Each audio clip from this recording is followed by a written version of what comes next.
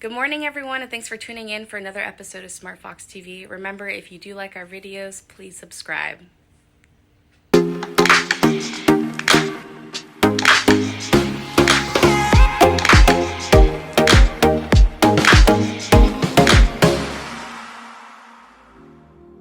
Hey everyone, this is Kim, and thanks for joining me for my segment on Women's History Month. Welcome to March, everybody, and with March brings Women's History Month. 2022's theme for Women's History Month is Providing Healing, Promoting Hope. According to National Women's History Alliance.org, this theme is a tribute to the ceaseless work of caregivers and frontline workers during this ongoing pandemic, and also recognition of the thousands of ways that women of all cultures have provided both healing and hope throughout history. So the question comes down to, how can we celebrate Women's National History Month? The NWHA encourages communities throughout the U.S. to honor local women who bring and have brought historically priceless gifts to workplaces, neighborhoods, and their families with sometimes very, very great sacrifice. So outside of our mothers and grandmothers, other occupations to look towards to honor is also counselors and clerks, teachers, artists, doctors, and even nurses. This is Kim, and thanks for joining me for my segment on Women's National History Month. Welcome to Poem of the Week. In honor of Women's History Month, this poem written by Elizabeth Barrett Browning in 1850, titled Sonnet 43, or How Do I Love Thee? How do I love thee? Let me count the ways. I love thee to the depth and breadth and height my soul can reach.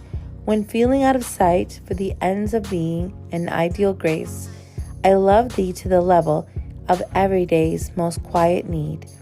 By sun and candlelight, I love thee freely as men strive for right. I love thee purely as they turn from praise. I love thee with a passion put to use in my old griefs, and with my childhood's faith. I love thee with a love I seem to lose with my lost saints. I love thee with the breath, smiles, tears of all my life, and if God choose, I shall but love thee better after death. Welcome to our good news. Germany's second largest city has an IKEA for used goods, creating less waste in their economy. What do? Stilbrook collects objects from individuals and trash collectors and then cleans, repairs, and resells them. Over 400,000 objects have gone through their two large warehouses every year, from toys to kitchen counters. Stilbrook was launched in 2001 by the Sanitation Department, going from 1 employee to now 70.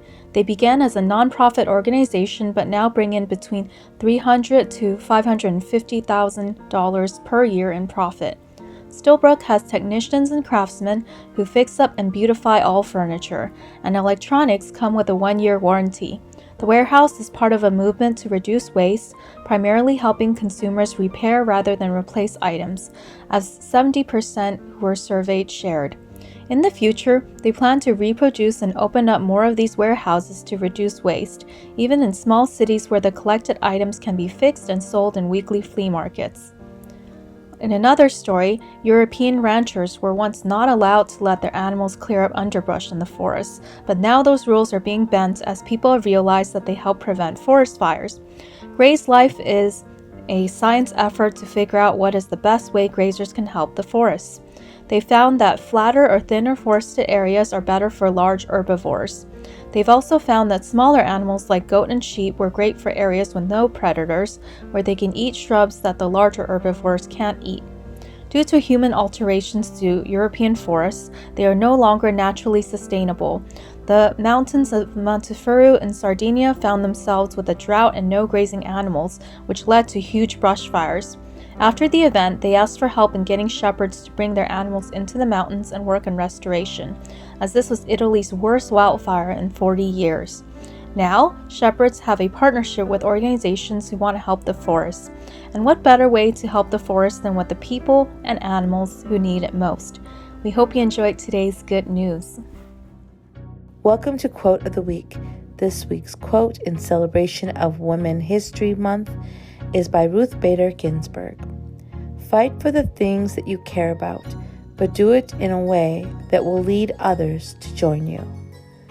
Have a foxy day. This is Kim. This is Tracy. Hi, this is Sally. This is Shane. And thanks for watching SmartFoxTV. Stay foxy.